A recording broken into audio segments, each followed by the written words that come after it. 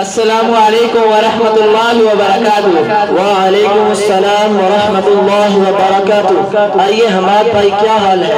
جی الحمدللہ خیریت سے ہوں، آپ کیسے ہیں؟ الحمدللہ میں بھی خیریت سے ہوں۔ اچھا وسیم بھائی، آج کس موضوع پر گفتگو کرنی چاہیے؟ آج ہم عقیدہ ختم نبوت پر بات کرتے ہیں، کیونکہ یہ وقت کی اہم ترین ضرورت ہے۔ جی وسیم بھائی، آپ نے بالکل ٹھیک کہا، کیونکہ دشمن آئے روز ہمارے پیارے نبی صلی اللہ علیہ وسلم کی ذات اقدس اور ان کی ختم نبوت پر حملے کر رہے ہیں، اور ایک ہم ہے کہ آپ صلی اللہ علیہ وسلم کی سیرت تک سے ہی واقف نہیں، جبکہ دعویٰ عاشق مصطفیٰ ہونے کا کرتے ہیں۔ جی بالکل حماد بھائی، ہمیں اپنے نبی صلی اللہ علیہ وسلم کی ذات اقدس اور اس عقیدہ کے بارے میں ضرور علم ہونا چاہیے۔ چلے تو وسیم بھائی شروع کرتے ہیں۔ سب سے پہلے آپ یہ بتائیں کہ عقیدہ ختم نبوت کے کیا مطلب ہے؟ عقیدہ ختم نبوت کا مطلب یہ ہے کہ حضرت محمد صلی اللہ علیہ وسلم اللہ تعالیٰ کے آخری نبی ہیں، اور آپ صلی اللہ علیہ وسلم کے بعد کسی قسم کا کوئی نیا نبی نہیں ہوگا۔ کیا یہ عقیدہ ختم نبوت قرآن و حدیث سے بھی ثابت ہے؟ جی بالکل، 100 سے زیادہ قرآن پاک کی آیات اور 210 سے زیادہ احادیث اس عقیدہ پر دلالت کرتی ہیں۔ اچھا وسیم بھائی، اس عقیدہ ختم نبوت پر کوئی ایک حدیث سنا دیں۔ آپ صلی اللہ علیہ وسلم نے فرمایا، انا خاتم النبیین لا نبی بعدی، یعنی میں آخری نبی ہوں، میرے بعد کوئی نبی نہیں ہوگا۔ کیا یہ صحیح ہے کہ آپ صلی اللہ علیہ وسلم نے اپنے بعد جھوٹے نبیوں کے آنے کی پیشین گوئی فرمائی تھی؟ جی بالکل حماد بھائی، آپ صلی اللہ علیہ وسلم نے فرمایا، انہو سیکون فی امتی 30 کذابون کلہم یزعم انہو نبی انا خاتم النبیین لا نبی بعدی، یعنی ان قریب میری امت میں 30 جھوٹے پیدا ہوں گے، جن میں سے ہر ایک یہ کہے گا کہ میں نبی ہوں، حالانکہ میں آخری نبی ہوں، میرے بعد کوئی نبی نہیں ہوگا۔ اچھا اب آپ یہ بتائیں کہ اب تک کتنے لوگ نبوت کا جھوٹا دعویٰ کر چکے ہیں؟ بہت سے لوگوں نے نبوت کا جھوٹا دعویٰ کیا، جن میں سے 22 یا 23 مشہور ہیں۔ ان 22 یا 23 میں سے زیادہ نقصان کس نے پہنچایا؟ ان میں سے 2 جھوٹے زیادہ نقصان دہ ثابت ہوئے، ایک مسلمہ کذاب جس نے آپ صلی اللہ علیہ وسلم کی زندگی ہی میں نبوت کا دعویٰ کیا، اور دوسرا مرزا غلام احمد قادیانی جس نے 15 نومبر 1901 کو ہندوستان میں نبوت کا دعویٰ کیا۔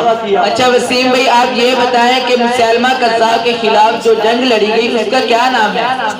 اس جنگ کا نام جنگ یمامہ ہے، جو حضرت ابو بکر صدیق رضی اللہ عنہ کے دور خلافت میں لڑی گئی تھی۔ اس جنگ میں تقریباً 1200 صحابہ اور تابعین شہید ہوئے، جن میں سے 700 حافظ قرآن اور 70 بدری صحابہ تھے۔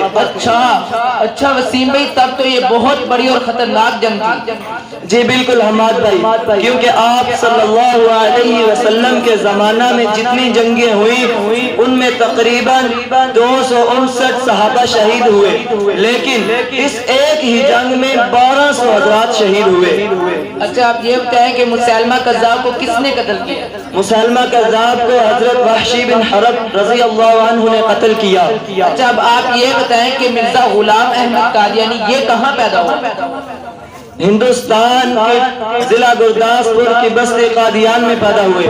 مرزا اور اس کے ماننے والوں کو کیا کہتے ہیں؟ مرزا اور اس کے ماننے والوں کو مرزائی اور قادیانی کہتے ہیں۔ اچھا آپ یہ بتائیں کہ مرزا اور اس کے ماننے والے کافر کیوں ہیں؟ مرزا کے کافر ہونے کی بے شمار وجوہات ہیں، جن میں سے چند میں آپ کو بتاتا ہوں۔ نمبر 1، اس نے آپ صلی اللہ علیہ وسلم کی نبوت کا انکار کیا۔ نمبر 2، آپ صلی اللہ علیہ وسلم کی توہین کی۔ نمبر 3، خود نبی اور رسول ہونے کا دعویٰ کیا۔ نمبر 4، خدائی کا دعویٰ کیا۔ اچھا اس مرزا کو موت کیسے آئی؟ مرزا کو ہیضہ ہو گیا تھا اور پخانہ میں گر کر عبرتناک موت مرا۔ کیا یہ مرزا کانا بھی تھا؟ کانا ہی نہیں، اس کے اندر تو بے شمار عیب تھے۔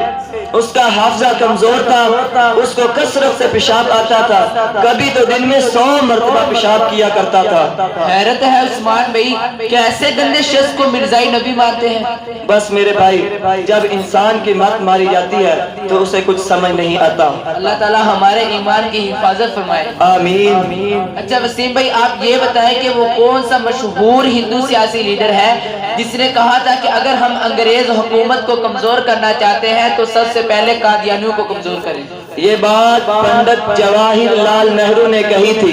اچھا آپ یہ بتائیں کہ یہ کس کا فرمان ہے کہ اگر پاکستان میں جس گروہ پر سب سے زیادہ اعتماد انگریز کو ہو سکتا ہے وہ قادیانی گروہ ہے؟ یہ قائد اعظم محمد علی جناح کا فرمان ہے۔ کیا علامہ اقبال رحمہ اللہ نے بھی ان کے بارے میں کچھ کہا؟ جی بالکل، انہوں نے پنڈت نہرو کو لکھا تھا کہ قادیانی اسلام اور ہندوستان دونوں کے غدار ہیں۔ تو کیا یہ لوگ محب وطن نہیں ہیں؟ نہیں، بالکل نہیں۔ انہوں نے ہر موقع پر ہمارے ملک پاکستان کو نقصان ہی پہنچایا ہے۔ 1985 میں ان کی جماعت کے سربراہ مرزا طاہر نے اپنے سالانہ جلسے میں خطاب کرتے ہوئے کہا تھا کہ عنقریب پاکستان 2 ٹکڑے ہو جائے گا اور صفحہ ہستی سے مٹ جائے گا۔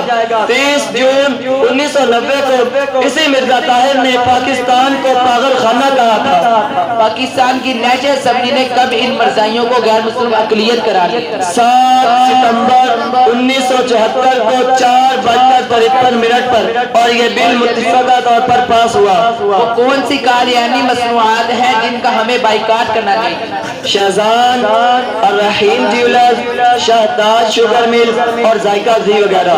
ہمیں ان قادیانی مصنوعات کا کیوں بائیکاٹ کرنا چاہیے؟ کیونکہ یہ کمپنیاں اپنی آمدنی کا بہت سارا حصہ قادیانیت کی تبلیغ اور مسلمانوں کو گمراہ کرنے پر خرچ کرتی ہیں۔ وسیم بھائی، امید ہے ہماری یہ گفتگو بہت فائدہ مند رہی اور ہمارے ان تمام سامعین نے بھی اس سے فائدہ اٹھایا ہوگا۔